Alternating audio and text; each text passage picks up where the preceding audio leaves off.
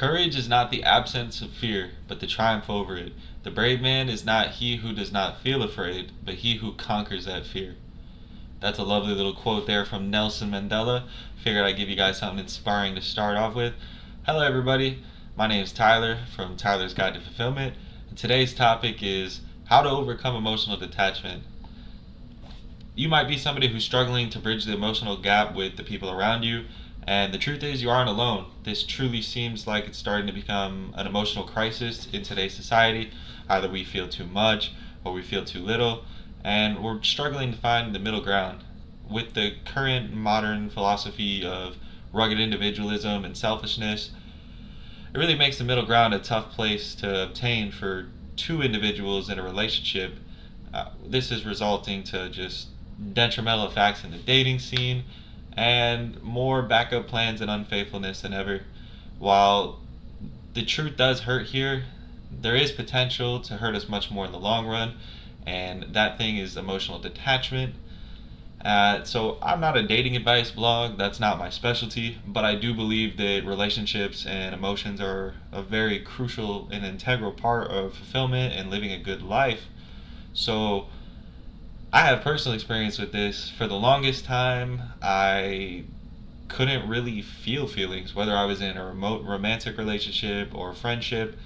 I just kept everybody kind of at like an arm's length away from me because from the past I had learned that it was just easier to do this, right? If I don't let people get too close to me, I just wear the mask, don't show too much, I keep myself safe. It was the easiest way for sure, but it definitely wasn't fulfilling. I wasn't having the kind of relationships I wanted. And what really got me to notice this was a problem was when I finally did let somebody in. The hurt that I felt afterwards pushed me towards a new level of emotional detachment once we broke up.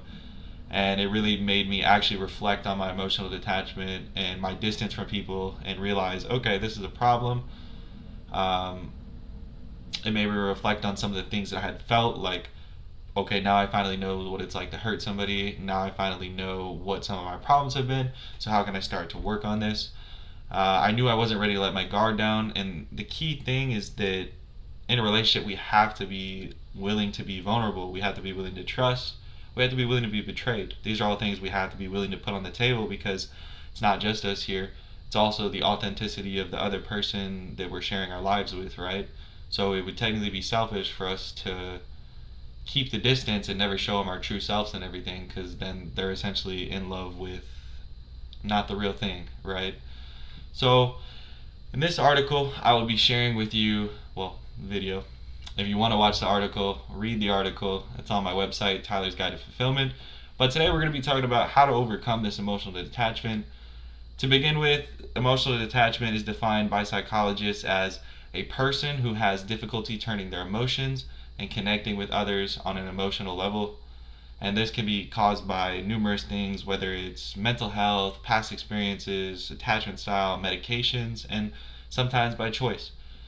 No matter what the cause is, it's important to note that as an emotionally detached person, you still do feel feelings. They're just most likely felt disproportionately or displayed in an improper way. While it can be a bad thing to be detached, I also want to point out there is like a healthy form of detachment. If you refer to Stoics, that's just recognizing that you can love someone and feel things, but you still have to be detached from that being like the most important thing in your life, and you'll lose your mind if you don't have it. You have to detach pretty much from external things. A little different here though, because you do have to form a sense of attachment to somebody to feel love. It's kind of complicated, but we'll talk about the impact of emotional detachments on relationships. In a world where genuine connections prized above everything, emotional detachment kind of emerges as this obstacle to actually fulfilling good relationships and finding meaningful ones, right? It not only takes away the life experiences, but it also puts strains on our most cherished bonds. The kicker, honestly, is that addressing this emotional detachment isn't just about salvaging your relationships, but it's also about reclaiming your own true vitality, showing your true self. And if we're able to peel back these layers of detachment, you'll finally unearth the authentic emotions, and you'll finally be able to pave your way towards having genuine connections and deep fulfillment. Now, the challenges in overcoming emotional attachment can be challenging, right? The new behaviors that you're going to be performing are going to feel forced and inauthentic, but over time it's going to start to feel more natural and it'll become just as unconscious as breathing. Got to keep in mind neuroplasticity. We do these things over time, rewires our behaviors and our patterns, and it just becomes automatic.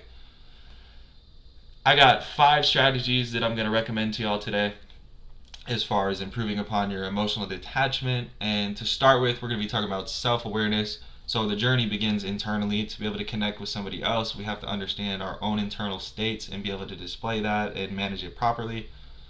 The methods of self awareness that I recommend would be journaling. Make a list of all your behaviors that display emotional detachment. Try to be as specific as possible. So maybe you avoid holding hands or saying certain phrases.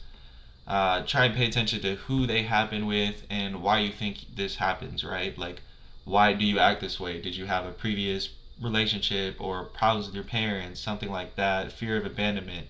You really want to start to be self aware of what's happening and why it's happening. So that way we can start working on it, right?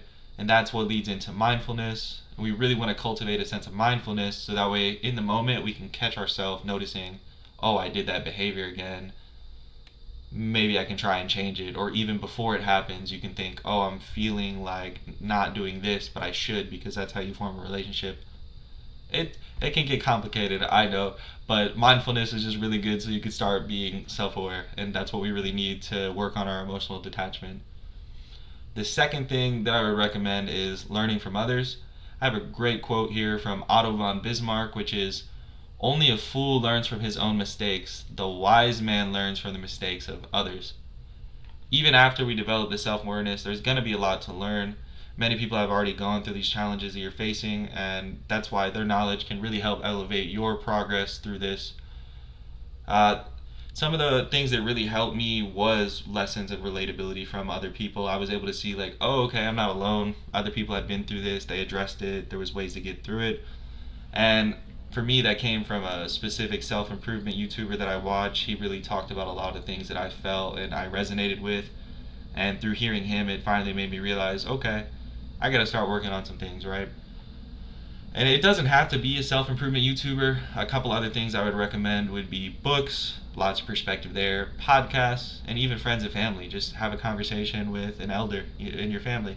That's somebody you can trust, and that's somebody who can probably relate to what you're going through, right? The third thing I'm going to recommend is practice. Practice makes perfect. You want to start practicing verbalizing your emotions. Hey, that made me feel this way. Or you can even just start with something nice and small, like when somebody does something good for you. Instead of just saying something basic like thank you could say something a little more elaborate, like wow, that was so sweet of you. I really appreciate you did that. Or you're so kind, that made my day. Just putting a little extra effort to forming real bonds with people instead of just generic little quips and things that we learned when we're not really being emotionally attached, right?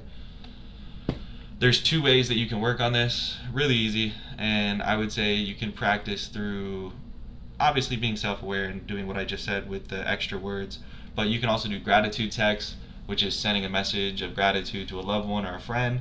And also there's creative outlets, so it's just great to non-verbally practice expressing your emotions through art or creating something, writing, whatever it is, right? The fourth thing that I'm going to recommend to y'all is we need to start setting healthy boundaries. Personally, I believe in total accountability, and that means even if somebody did me wrong, I still try and look at how could I have prevented it or avoided this, right? And the sake of this isn't to beat myself up, it's more so just to have autonomy and try and have as much control over things as possible rather than letting external things control me. And they really help prevent resentment and conflict, and they ensure that both parties' needs are met and understood. A couple examples of healthy boundary setting would be like addressing when people constantly cancel plans. That's a big one. You don't want to just let things slide, subtle disrespect, right? Even if they don't mean on it, it's good to address it so you feel heard and they can actually explain themselves rather than you maybe making things up or guessing about it, right? Another thing would be to state your expectations when you're in a relationship with somebody. State what your expectations are so that way it's made known what you want. And if the other person doesn't follow through with that, then you're backing out. You're setting your boundaries. And the final third one is having standards for how you're treated. Kind of plays into the last one, but you want to have standards for how you're treated, right? The fifth and final thing that I'm going to recommend for y'all is self-care. We need to take care of ourselves to preserve our emotional well-being, and it really maintains balance and resilience in our life.